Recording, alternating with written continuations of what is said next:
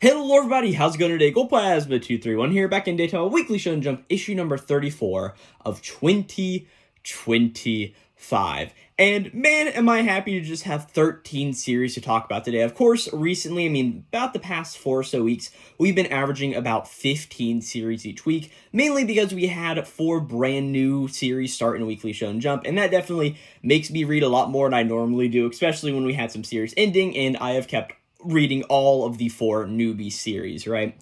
Of course, if you guys did not see last video, I ended up dropping Odor of the Flame. I just really wasn't too interested in it, and being that I really haven't seen too much discourse online after this chapter of Odor of the Flame 11 came out, I'm guessing that was pretty much a fine decision on my part. That it really just seems like how I was thinking about Odor of the Flame in that last video, that was like, this series is fine, but I just really don't know if I'm vibing with it, right? But either way, today we have 13 series to talk about, and if you guys do not know how this series works here on the channel, of course, I'm going to be going through and giving my thoughts on all 13 series that I read in Weekly Shonen Jump this week. And at the very end of the video, we're going to be going through and ranking those series from what I thought was the best Shonen Jump series of the week, all the way down to my least favorite and all of the other 11 spots in between. Along with picking who was my favorite character, and also just like talking about some good old Jump manga. And I've got a little bit of a fun time constraint on this video. I actually have to sign up for my college parking pass here in like 40 minutes, which means that I need to wrap up this video pretty quickly, and I cannot go on for like an hour and a half, which, if you guys did not see last video, it ended up being a 30-minute episode simply because I recorded a hour-long episode first, and I'm like, that episode was bad, let me redo it, and it became a so much better episode in half the time. So we're going to try to do the same style as the last time and how I sort of started off this Ramble series. But yeah, without any further ado, let's just go ahead and start with Kagurabachi 87. Now, Kagurabachi this week was a very interesting chapter for the main part of, we really focused on the Hishaku, and we saw all the other Hishaku members. We now know the design for at least all 10 of them, and while we still know, like, none of their names, we also met the strongest Hishaku member, which is like, okay, it's very interesting. There was a really awesome running joke this entire chapter of, like, talks of being nervous or non-nervous and all these other various things, and also we just had Yora traumatizing an old guy, which was also just a really interesting way just to show us how cool Yura sort of is, which I really did like. But if you guys want to hear my full thoughts on this chapter of Kagurabachi 87, well, I have a full-length video up on my channel where you can go see all of my thoughts on this chapter of Kagurabachi. And of course, we had the big ending moment of, oh my gosh, Aruha's getting ready to use his sorcery, and really, my prediction for what his power is going to be really lies in the fact that I believe it's going to be something like body heat related, and I just don't know why. I just feel like that's what Aruha's sorcery is going to be, and being that I'm recording this on Thursday, I guess we're going to have like, what, 3 or 4 days if we're counting today, and 2 days or 3 days if we're counting Friday on, to see what that power is. And I'm sure the leakers already know, but I don't like leakers around here, so sort of how you, but I really enjoyed Kagurabachi 87. That was a very interesting chapter, and just really getting a chapter focused on our villain group 87 chapters in is just a really cool move. I mean, it really reminds me of My Hero Academia, where they only had one big villain organization the entire time. That was the League of Villains. And granted, they like moved in with like the overhaul stuff and all that, very like, it all mingled together. But at the end of the day, we had the same set of core villains for the entirety of that series 400 chapter run, and I really hope the Hishaku really sort of give that same service of like, yeah, they're going to be around for a while, and it's going to be really cool when we see them, right? But that's really all I gotta say on Kagurabachi this week. Next up is One Piece chapter 1155. That number still baffles me every time, but this is a chapter all about the Rocks Pirates, and really seeing how they work into Loki's story, because of course, like, we have to remember, this is Loki's flashback. Yes, it started off with Herald stuff, but that is because we need that context to know more about Loki. And now it's sort of going to like a Rocks flashback for the whole fact of Rocks is very important to Loki also. And this chapter is just very interesting as we just see a whole lot about Rocks. I mean, we see a point whenever he went into Sacred Mary Joa during a revelry, or a reverie, my bad, and he went and sat down and even saw what Emu looks like, it's just, like, unheard of for some random guy just to walk in and do, pretty much. Like, it, honestly, just a really interesting move to make there, right?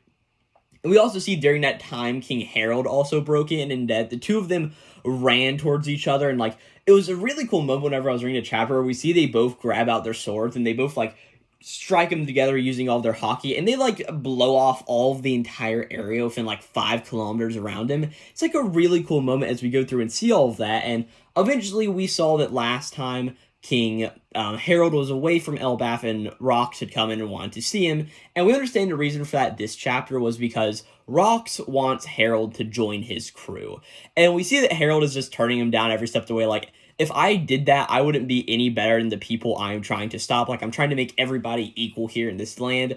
Bro, King Harold is a really cool guy at the end of the day. Like, what can I say? But we see that Rox is like, hey, just join me, do all of this various stuff. And eventually we see that Rox eventually goes on to become a pirate, doing all of this big destruction. Of course, we see all of the members of his crew here in this chapter 2. And it's really interesting as we see like, oh yeah, Shiki, the Golden Lion, I'm pretty sure he's from like one of the One Piece movies or something. We see Miss Buckingham Stussy, like, okay, I still don't understand what her whole thing is, but whatever. Of course, we see the future captain of the Whitebeard Pirates, Edward Newgate, here, being like, we know his ties with Rox and all this various stuff. And we also see some more people like Wang Ji, one of the people on Pirate Island right now. So a bunch of these random characters here. Some of these guys, I don't know if they're very important, but I'm sure like their names have been stated at one point or another. But the whole idea is that, like, yes, Rox is going around causing chaos around the world, and it seems like Loki really likes this idea of causing chaos also, and that's where we end this chapter of One Piece. Honestly, this chapter did a lot to alleviate some of my speculations I was having last chapter of, like, I don't know how much I care about Rox because he's, like, Blackbeard's father and all that various stuff, and I'm sure we'll get that more explained, but, like, just seeing, like, just how crazy Rox is and, like, him wanting to team up with Harold because they'd be unstoppable, it's honestly a pretty fun thing, and, yeah, like I said in my last video, I knew Oda was going to make me come around on Rox, and you know what he did? He made me come around on Rox, right? But either way, a good chapter of One Piece this week. I did very much enjoy it. And if we want to talk about just fun chapters of manga, we have Ichi the Witch 43 this week, and was this just like, this was honestly one of the best manga chapters I have read in a long time. Not only because it wraps up all of the Kagami arc stuff, but it also starts us off on a new arc where we focus on Kumagi, it seems like, right? But to get to that point, of course, you had the whole idea of, yeah, Gokuraku is currently sitting in front of a bunch of important witches because, like, Gokuraku's on a dangerous persons list. He was not very good for the Mantinel Witches Association, right? And pretty much, like, I'm going to spend a bit more time on this chapter, but really going through it, we see that, like, Gokuraku's being like, hey, guys, I am really sorry for what I did, and I will do anything to atone. Like, throw me in prison, do whatever you want to me, right? But I just want to say something. Once my sentence has been served and my punishment is deemed, I want to go out with Ichi on magic hunts, right?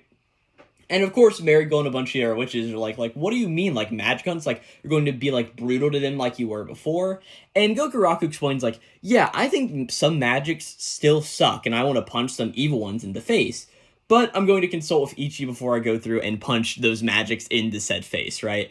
And I really love a moment where Marigold looks over and says, hey, Ichi, will you keep Gokuraku in check? And he's like, I will, and Kumagi will keep me in check. And Descross is like, yep, Kumagi will keep me in check also, right? It's a little bit of a fun moment, like everybody, like, just pushing everything onto Kumagi, this, like, scared, frail little girl here, but it's a little bit of a fun thing, right?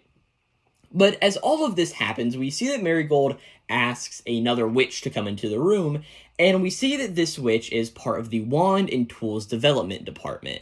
And this girl's name is Love Joe. And we see that she pretty much comes over and, like, checks out Gokuraku, like, oh my gosh, like, what are all of these, like, magical enhancements and all of this various things, right? And just talks to Gokuraku about all of the, like, body modifications he's done, and we learned that, like, Gokuraku, like, all of his, like, crystals and everything are from the land of Kagami, that, like, the mines are stable, which really makes sense for the whole idea of, we knew that Kagami's industry was really based on all of this magic tech, so it really just makes sense, like, the logical progression here. But either way, we eventually get to the point where Love Joe just says, like, this guy's a genius, pretty much, and, like, we need to let him join the association. And Shirobindona, in all of her power, gives Gokuraku the position of a special adjunct, which pretty much makes him part of the Mantinel Witches Association by just, like, hey, you're part of it now, right? And it's honestly a really cool thing where eventually Marigold just is like, hey, well, we don't need any punishment as long as you help us out with a few things. So with all of that, go join Ichi on magic hunts, right? It's a really cool thing where both Gokuraku's like, that's awesome, him and Ichi do like a little cool fist bump, right? But eventually they gotta stop somewhere first, and most importantly, that is to get Gokuraku some new clothes. As of course we go and see the fashion department, and I remember back to the beginning of this series whenever Ichi went through, they're like, oh my gosh, a male witch, we never get to work on these uniforms. And now we have Gokuraku who needs to make another uniform. It's honestly a really cool thing as we go through here. As we see that the new team Descaros is complete, of course, with Descaros as the team lead, and the members of Ichi, Kumagi, and Gokuraku, and don't forget about Oro Oro. He is still here, right? But either way, eventually Toge Ice comes in and just is like, hey, do you remember our contest, Ichi? The whole thing about the Mushroom Kindake magic. And eventually, it's been said that Ichi will have his live debut as a witch performed all across the world, pretty much, right? And this is a very big deal, and there's going to be, like, a long event list. And Chiribindona pretty much shows off this list to Kumagi, and as Kumagi scans the list, she eventually sees that one of the people that will be in attendance is none other than her sister, Spica Harvest. And that's where we end the chapter with Kumagi being like, oh no, that's Spica, my sister. This was just a fun chapter of Ichi the Witch, getting us into the next arc, all of these other plot points coming back together of like, oh yeah, Kumagi's family, Toge Ice's and Ichi's challenge they had, and now that we have Gokuraku here, it's honestly just a really fun chapter, and I don't know, I may put Ichi the Witch as my favorite chapter in a row for 3 weeks straight, but what can I say, this is just a really good series. Kill Blue is up next, and this is a chapter where all of the Whole Met Club pretty much learns that, oh man, Ogami's a hired killer. Did you know Kakeru Nekoda and Sheen were also hired killers too? Oh my gosh, that's crazy. The principal's a hired killer too. As we just see, like, all of our Whole Met Club members who are, like, bad guys pretty much have to go through and protect all the other, like, pure Whole Met Club members, sort of. And the very end of the chapter is this weird thing where, like, oh man, Oka and Ogami's now in his older human form again, are going towards the Norin's private island mansion thing to go save her. And that's where we just, like, end this chapter. And, like, there's talks, like, betrayal, like, Shin's Chinese agent or assassin syndicate thing that he works for. It's pretty much betrayed Oka, and they're now helping Norin and the Mitsuoka people. And it's, like, this really weird, convoluted thing to get to this point of, okay, it seems like we're going to on a raid to save Norin now. And, oh, the cat's out of the bag for all of the Whole Met Club members. They now know who Ogami, Kakeru, and Sheen really are. So it's one of these weird things where I really am wondering how much longer Kill Blue has left. Because on one hand, I feel like we get Norin back, and there's still a whole lot more story we can have there. Because, like, Ogami still has this whole story of, I need to become the student council president to make this whole thing with Norin work out. But now that we also know that Norin is an adult also, it's like, there's just a lot of weird and interesting things that get brought up in this chapter to really make me wonder, where are we in this series publication? Because, of course, we just started a whole bunch of new series, and there's been an announcement that, like, Sakamoto Days is entering its final arc. And, of course, Elusive Samurai is, like, got all of its storyboards written out for the longest time. So it seems like a lot of series are getting ready to end, but at the same time, it's like, where do some of these other, like, because are we going to have another 2020 situation where we have, like, a bunch of new series start up that year that have to survive because there simply isn't anything else in the magazine? So I'm a little just been interested here about where Kill Blue's story is going, but it is fine nonetheless. Kill Blue was an okay chapter. Harukaze Mound, chapter number 6. This is an interesting one because I know nothing about baseball, and, like, I get the whole idea of, like, okay, you have pitchers going to bat and, like, all of these various things. I don't think pitchers going to bat is, like, one of the worst phrases I could have said there, but I've been to a few baseball games in my life. I don't understand how the sport works. And this is an entire chapter that got me really excited for something that I know nothing about, which is always really good when a sports manga does that. And really, I just see that this series is going to have some legs to it here in this chapter. For the main part of, we see a smart strategy against Ataru and his whole team, while Ibuki and Nagiharu, like, Nagiharu's throwing these grounded pitches, and the way it's sort of explained to me, at least the way I understand it, is they are letting this opposing team get their runs for the fact of, like, they're not letting them get, like, the really good runs, but ground ball runs, they're letting them get fine because, like, they're pretty much controlling the flow of the game. And of course, our main character Nagiharu has a way to do this by his pitching style and all this various stuff. is a little bit of a really complicated thing, and I don't know how to properly explain it here in a video format, but all I can say, this was a good chapter of Harukaze Mound, and for knowing really nothing about baseball, it got me really excited to see where we go next time, because, like, this was just plain cool. I mean, we have this whole thing between, I think the team's member is Ushibara or something along those lines, and Wakamori, I think, and just seeing, like, how they are, like, the two polar opposite people, but whenever they are on, like, third and second base, like, they're an absolute powerhouse of catching the ball and getting people out. So it's honestly a really cool thing, and yeah, I just really liked Harukaze Mound chapter number 6. Kaitagami chapter number 5 was another very interesting one, because we learn that the pact that Ko made with Chiyo pretty much means that Chiyo is going to die if Ko dies. And it really reminds me of something we've gotten very recently in manga, which was the like the family pact from Ichi the Witch. I forget what it was exactly called there, but pretty much like, hey, we are family and my life is in your hands, pretty much. It's this whole thing of like, yes, Chiyo was this massive beast from so long ago, like so big, so dangerous, and all these other various things. And now Ko has to really reckon with this. And we really see this through the eyes of, I think his name was Bai Z. Let me go look in the chapter real quick. And we see this guy, Baize, is a Shinguai who knows a lot about other Shinguai, and it's for this reason, like, he's not one of those evil Shinguai who's going and eating a bunch of people, like, sort of like in the same vein as Chiyu, but he really teaches Ko that a lot of the Shinguai who are protecting Chiyo's body are a lot stronger than the two that they've pretty much faced so far. And that Chiyo was a former, like, warmonger almost, like this very, very powerful individual. And Ko has to really reckon with this fact, like, Chiyo is this big, strong monstrosity almost. And there's this really nice declaration that Ko makes towards the end of the chapter, being like, hey, even so, I want to help Chiyo so very much, which is why I'm never going to give up. Whatever happens, I will bear the responsibility of both of our lives and do my best to repay her for all that she has given me. And it's a really nice moment where the two of them are just, like, all nice to each other, and Baize eventually just says, like, hey, well, in that case, I'm going to tell you about one of the Shinguai who possesses a piece of Madame Chiyo's body.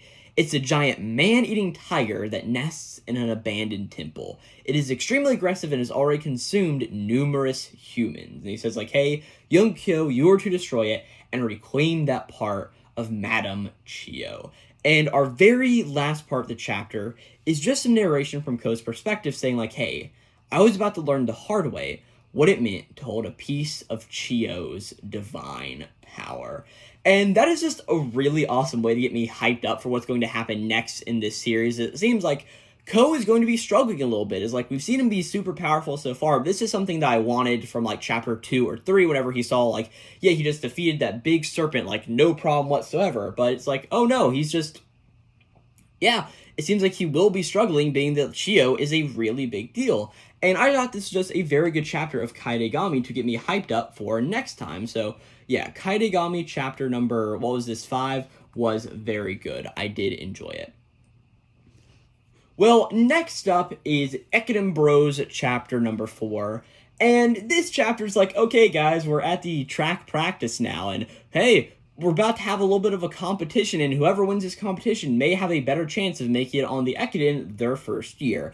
We also get introduced to our team captain and our vice team captain here. Their names are Jun Motori and Kojiro Banabayashi. Not that I think they're really going to come up much besides for Jun Motori, who is the captain here, but pretty much we see that Nobunaga eventually gets started in this race, and there's a few other characters who are predicting this, especially like Haruno, and there's another character who's focused on who is from another big important school, and we just really don't see too much about them, but we see that they all start to run this race to go through, and as they're running, Nobunaga is really falling behind to the back of the pack. Some other people are pretty much and like cramming him in, like really wanting him to be off the team because they don't view him as like a good prospect for it pretty much.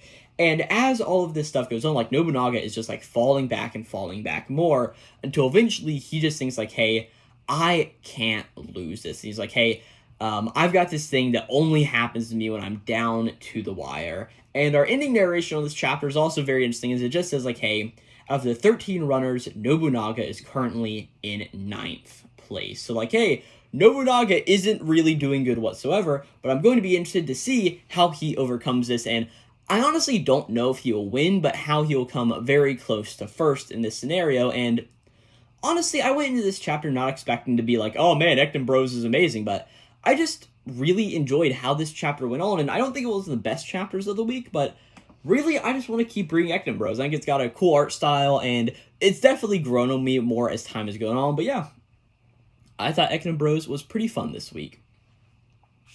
And with that, we are finally to the last of the newbie series in Ping Pong Peril Chapter 3. Of course, this is continuing on with the match between Tiara and the old guy who he was pretty much going up against, Mizuki, right? Of course, both of them are at a 2-2 score right now.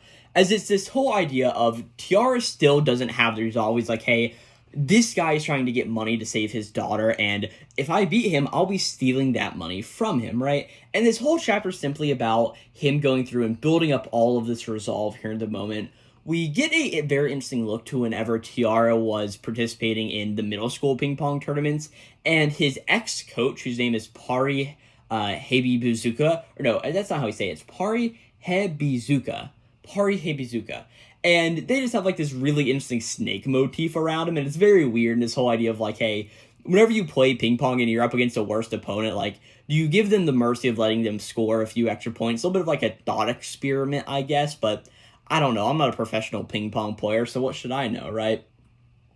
But eventually, this whole idea where Tiara is going through playing with Mitsuki, and eventually he's getting very good, but he still can't beat Mitsuki's gimlet shot that he just keeps on using. So eventually, Tiara gets pretty creative, grabs one of the bar chairs, stands it down, and the whole idea is that, like, hey, your arm that isn't holding the paddle cannot touch the table where you're playing ping pong. And whenever Mitsuki goes and hits one of these gimlet shots over towards the other side of this L-shaped table to the bar, we see that Tiara jumps on the chair, jumps over the table, and returns the serve, and Mitsuki just can't hit it here in the moment because he's freaked out about it. And of course, this nets Tiara a point. And as time goes on, we just see that they're playing more ping pong, until we get down to the final point. And we see it, Tiara goes through, hits the final shot that may win him the game. And we see this shot is a corner shot. And of course, I didn't know what a corner shot was in ping pong. And this is pretty much when just the ball hits the edge of a table and it hits a corner. And because of this, it can go off in any amount of a random direction, pretty much, right? And this loses Mitsuki the game. And Tiara's like, oh no, like, I'm so sorry. Like, that wasn't a fair point to go off on, pretty much, right?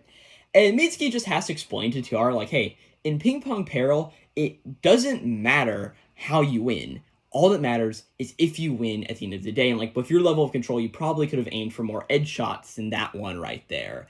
And it just says, like, hey, don't worry about how you win, especially when playing Ping Pong Peril. Now, get it, take that money, and get out of here. As we see Tiara runs over to the chair, grabs the money, and just runs out of this area. And it's honestly a very nice way to end off this whole thing, as Mitsuki's like, hey, that boy is so innocent, like, how could I hate him after that?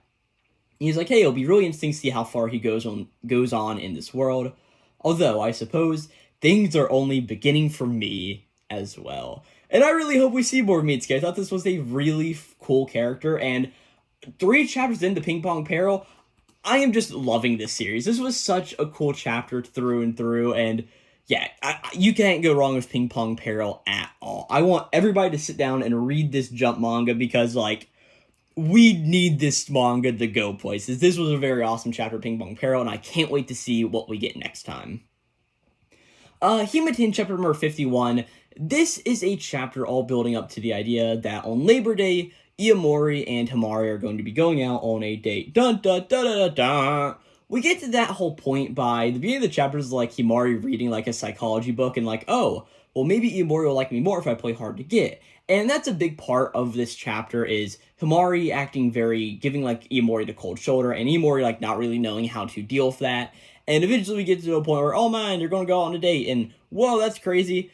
Honestly, this was a fine chapter of Hina. Like, it wasn't one of my favorite. I don't really have a whole lot to say about it besides like, hey, Sumire is in this chapter, so it's like automatically a very good chapter there, right? But Hina was a good chapter for sure, and I did enjoy it, so I just don't have a lot to say on it though, but sort of is what it is there.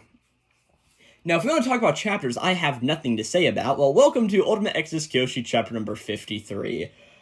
This chapter is one of those where it's like, oh man, Asura Roth is winning against Kyoshi. And oh no, it doesn't look like Kyoshi's doing too good. I mean, Kyoshi has a really cool move in this chapter where he like that big like power move he has, like where he makes like a big ball of light in the sky, he condenses it down into like a small little thing. I guess like how Naruto does with like his what is the thing to Rasengan or whatever it is? I honestly don't know. I'm not a Naruto guy, so I don't know what the moves are. But he just like takes that, pushes it into Asura Roth, but oh man, Asura Roth's apparently a vampire. He just turns into bats and like wiggles his way around it, and it doesn't hurt him pretty much. And it's like, okay, cool enough there, but I don't know, the very end of this chapter is like, oh man, all of the demons are getting reawakened, so the Black Parade isn't looking good. And then we see Akari comes in to pretty much try to help Kyoshi here in his battle. And on one hand, yeah, it's pretty cool. I like seeing more of Akari and really giving her a proper thing to do in this arc, being that, like, yeah, it really sucks when Shonen Jump female characters have no agency to do anything on their own, but also, like, I just don't know how I'm feeling about this series. I mean, I talked about it ad nauseum last week, so I'm not really going to continue on, but yeah, on the Excess Kyoshi, you've got to do something very, very interesting to get me invested, and maybe that involves, like, hey, we knew that Yuta was a part demon, so maybe he will be awakened by this once more, and we have a chance to see him be part of the main cast, because I would really like to see that, and maybe Sasaki does still die here, and Yuta ends up surviving after all of that fake-out stuff. That would be a pretty cool thing to do, but we're just going to have to see how Ultimate Excess Kyoshi handles its next few chapters, but yeah, I really just don't have a lot to say about chapter number 53. Akane Banashi chapter number 167 is up next, and this is the end of Hikaru's story, as we see that she finishes the whole story about Okiku's plate counting, pretty much, right? And it's honestly a very fun way how this chapter goes through and, like, just shows how all of this happens, like, all of the guys who first saw Okiku and, like, made her into the big idol she almost is today, and, like, man, like, she's gotten so full of herself recently, as we just see Okiku doing all of this, and of course, she is portrayed as Hikaru here in the moment, being like, hey, Hikaru's acting all of this out, and being that she is practically an idol herself, she is the perfect person to play this story. I do really like how that's pretty much going through, right? And eventually, we have this really big idea of the end joke of the story is Okiku going through and counting all of the plates, and eventually, yeah, she has 9 plates, but today she counts to 18 instead. Everybody's like, hey, why did you count to 18? Like, you're supposed to curse us at 9, right? But the whole idea is Okiku's like, hey, well, I'm just taking off the day tomorrow. I really do like how this story ends, and we get this whole idea of this story is Hikaru Arakawa's specialty. Okiku's plates. She bows down, and all of the audience just roars in approval. As, yeah, this was a very good wrap-up chapter to Hikaru's story, and as much as I didn't like some of the previous chapters of Akane Banashi for strictly focusing on Hikaru, which is really fine, being like, she is one of the big 3 players in this arc, so, like, it makes sense we're going to get a lot of focus on her. I still just want to see Karashi more because I think he's a more interesting character, but I did think this was a very nice way to wrap up this arc in Akane Banashi, or this, not this arc, but this story in Akane Banashi, and yeah, just a fine enough chapter, and Hikaru, you're not going to be winning any awards from me, but whenever this series gets an anime, I think it's going to be a pretty cool scene right there, right? Blue Box chapter number 204 is up next, and Hina is stranded at a train station. That's where we end off this chapter. And it's honestly a little bit of a funny thing on how we get there is, like, we see that everybody is getting ready to leave their Kyoto field trip, and everybody's like, man, it was such a fun time. And we even get established that Hina's phone is dead here in the moment. It's like, man, I took so many pictures, my phone died. Well, hopefully I'll be able to charge it on the train. And eventually some of their other friends aren't showing up, so Hina's like, I've got to go find them. Oh no, the friends didn't show up. And as Hina is, like, running around, we see the victory charm that she bought for Haruto falls out of her bag, and that she pretty much doubles back to get it. And as she gets up to the gates of the train pulls off without Hina. And Hina is stranded in Kyoto. Da da da da da da. I also skipped a lot of the beginning aspects of this chapter, which is really just all of our characters hanging out. Honestly, let me just scroll back through. I really don't think there's really too much important that happened there. Really just, actually no, I forgot to mention, there's this really interesting moment wherever they go to that famous Kyoto bamboo forest area, and they're all talking about it. And eventually one of their language teacher, whose name is Mr. Aoyagi, pops up just as like, oh, these bamboo stalks are just like life. Life is full of such junctures too. It's not only the obvious events like going to college or graduating that you kids may think of. You may have to give something up and challenge yourself with something new. As time marches on, you'll encounter these key moments again and again. And every time, you'll learn to absorb the impact and grow even stronger. And it's just like a really nice sentiment we get here from an older person in this series of Blue Box. Because like normally some people giving the sagely wisdom are the kids who are like, are you really old enough to be giving out wisdom like this? But honestly, it's a really cool moment. I'm glad I went back to the chapter because I would have totally forgotten about this here. And it's just a really cool thing about how these bamboo shoots can be viewed as life itself, as each time you got to get stronger, form those nodes, and just become a better person at the end of the day. And this is just one of Blue Box's strengths, is giving us moments like this. And of course, the moment of like, Hina is stranded! Oh no! So Blue Box was pretty good this week.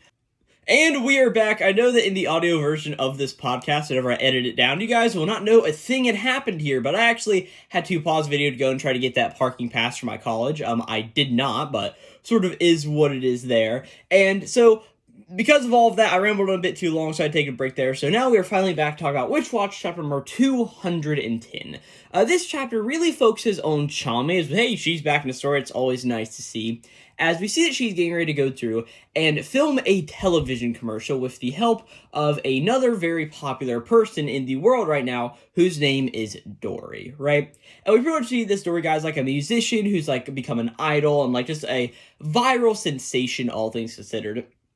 But filming with him, Chame and him are going to be doing a instant ramen commercial, pretty much, right? And we see this ad campaign, like some storyboards for it, pretty much like, hey, Chame is a school-age girl, and she's sitting at a dining table looking serious. She picks up a glass of water, slams it on the table, and just stands up and starts to get tears falling out of her eyes.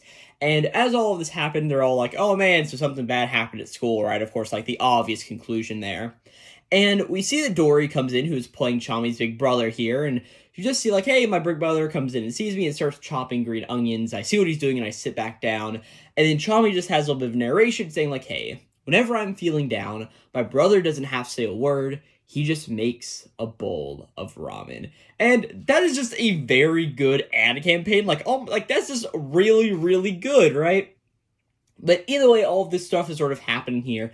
And Chame explains that the final scene of this commercial is her pretty much standing there, holding up a dumbbell above her head, pretty much going like, hey, I'm back at full strength. And of course, Chame is very worried this is going to be a real dumbbell, and it's going to be very heavy to a point where she can't lift it, right? Morito tries to like sway her doubts, saying like, it won't be that way, but Chame doesn't want to hear it. So of course, Nico has a spell to help Chame out here in this scenario, right? And as we see, Nico says that this spell multiplies Chame's strength by 5 times, but as we'll see by the end of the chapter, what it actually does is gives her the strength as if she was 5 times her size, which actually doubles that number to 25 at the end of the day. Like, Chame is very, very powerful, right? We see that she goes through, shakes the director's hand. Oh my gosh, she almost like crushes his hand as she does this. Whenever she goes to film the scene with the glass of water, she simply just like crushes it in her hand. Whenever she like goes to set it on the table, she shatters the table here in the moment, right? And all of this stuff like really just keeps on happening. Like eventually she's just like actually crying here in the moment. Whenever Dory comes down to give her the bowl of ramen, like she just is like blowing on the food, but it's almost like typhoon force winds that are blowing on Dory's face pretty much. And it's a really funny thing where she goes like cry on his shoulder. She completely rips his shirt here in the moment. And like, even whenever she's just like, oh, you're too kind, like sort of like pushes Dory away at the very end of the chapter, we see that Dory ends up getting like shoved into a wall. And it's like, oh my gosh, that's crazy, right? Like she is so absolutely powerful. And of course, the whole punchline is, well, with all of that out of the way, the foam dumbbell is actually very, very fake, right? And at this point, we now see that everybody's at the Otake household, seeing the television commercial pretty much getting ready to air, as we see, like, hey, Chame and Dory are doing the commercial. We just see, like, all of the scenes, like, it's Chame breaking the glass, breaking the table, having those typhoon force winds on Dory's face and like going through, breaking his shirt, throwing him to the wall. And we understand that being that none of that could be used for a ramen commercial, that another advertiser came in and wanted to use the footage. And hey, they're using it for a fitness gym instead, which really worked at the end of the day, being like, yeah, Chami was very, very strong there. And yeah, that's where we end this chapter of Witch Watch. I thought it was just a completely awesome chapter. I really love Dory's design, and even if he's not a one-off character, or even if he is just a one-off character, I really just like how he was portrayed this entire time. And yeah, it's just a really fun thing, all things considered. And what can I say? This was just a really fun chapter of Witch Watch. And with all of that out of the way, it's time to just go ahead and get all of 13 of these series ranked this week. And as I mentioned earlier, I think I have to do it. Ichi the Witch has got to be my favorite chapter this week. I don't know what it is about this series, but just every chapter I sit down and just end it with a smile on my face, and that's just a great thing whenever it happens, right? Next up, we're probably going to put Kagurabachi. Thought it was a really fun chapter.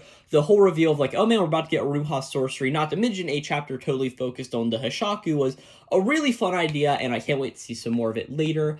I think with this, we're going to put Kaide Gami next. I always still have to like remember how to spell that in my mind whenever I'm typing it, but we're going to put Kaide Gami. So it was an interesting chapter, and I can't wait to see where it goes from here. Starting on the bottom, like we're going to put OTX, if I can spell, Xro Kiyoshi. Honestly, it was one of those things where I just didn't really feel anything for a chapter, and because of that, like, yeah. Probably going to put Ekiden Bros right above it. I'm just like, I still am in the mindset to want to read this series a bit more than Kyoshi right now, which is why we're going to put it like that. Hima Tin. What was a fine chapter, just putting it there, and probably Akane, but no, we're going to put Kill Blue, and then Akane Banashi right above that. Akane Banashi. I did not spell Banashi correctly in the slightest. It's Banashi. That's how you spell Akane Banashi. Alright, and with that, we have Harukaze Mound, One Piece, Blue Box, Ping Pong Peril, and Witch Watch left to rank. We're going to put Witch Watch right under Kaidegami because that was just... it was just really fun, what can I say? Probably going to put One Piece right above Akane Banashi. That's what that series is, so 1PIECE.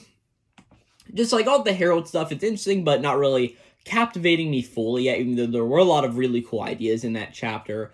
Probably under Witch Watch, we're going to put Harukaze Mound, because, like I said, as somebody who knows nothing about baseball, I came off of this chapter going, that was actually really cool. And then we have Ping Pong Peril and Blue Box. I think Blue Box is just barely going to get the edge out for me personally, just for the fact of, like, it was a good chapter, but there's that really nice speech about the bamboo in there, and also like, oh yeah, Hina is now stranded, a bunch of interesting things. While Ping Pong Peril was just more of the same with last chapter, like, oh hey, look at Tiara doing all of this stuff. I'm not saying Ping Pong Peril is bad, I mean, it is the direct middle series here in this video. I mean, I'm ranking it above a One Piece chapter, right? So still, go read Ping Pong Peril if you haven't yet. It's just so fun, like, oh my gosh, but... of course, if you guys didn't all catch that, my final ranking for this week is Ichi the Witch, Kagurabachi, Kaidegami, Witch Watch, Harukaze Mound, Blue Box, Ping Pong Peril, One Piece, Akane Banashi, Kill Blue, Himatin, Ekiden Bros, and Ultimate Exorcist Kyoshi. And with that, we need to pick out who my favorite character was this week. I think there are definitely a lot of good options, each of which I don't think anybody really stood out. It was just a very fun chapter, having all the characters interacting with each other. Kagurabachi, I really thought that Yora had a cool week, being like, oh yes, he goes and just traumatizes an old guy, as you do, right? Kaidegami, I liked Ko's resolve, but I don't think it was, like, one of my favorite things. Witch Watch, Dory was actually pretty funny. I did like his design here. Harukaze Mao, not necessarily. Honestly, though? Oh gosh, who do I want to give it to? I liked Yura. You know what? We are going to give it to the teacher from Blue Box. Let me go find his name real quick, because I thought he has a really good thing. Mr. Aoyagi. So let me go Mr. Dot A. What was it? So like AO. Let me just go check again. Yes. Aoyagi from Blue Box. Honestly, he just had a really nice sentiment there, and why not give it to him, you know what I'm saying? But yeah, thank you guys so very much for watching this video on Weekly Shonen Jump issue number 34 of 2025. I am finally caught up on one of these videos. It's been like 2 weeks, but we're here, and maybe we can continue the train on going and be caught up for the next issue of Weekly Shonen Jump as well. But I mean, that being said, we have next issue coming up, and then after that, it's the break week issue, so pretty cool to have that there, I guess. But yeah, again, just thank you guys so much for watching this video. If you did enjoy it, I've done plenty of other videos on Weekly Shonen Jump. I have not missed one since, like, issue number 43 or something of last year. So I've been consistent on the series for a nice little while at this point. And if you're watching this on the YouTube channel, well, thank you very much. Go check out all my other content I do on the YouTube channel, because I think I do a lot of other pretty cool stuff relating to both anime and manga-related content. But if you guys don't know, this podcast is also put up on podcasting platforms like Apple Podcasts, Spotify, Podbean, all of those various locations. You can find it on under Let's Ramble, or Let's Talk About Weekly Shonen Jump. And hey, if you're listening on podcasting platforms, I do YouTube stuff too. So yeah, fall out of the way. Just thank you guys so much for watching this video on Weekly Shonen Jump issue number 34 of 2025. And I'll catch you guys next time for issue number 35 of 2025. Until then, I'll catch you guys next time. This will be Glowplasma, signing out.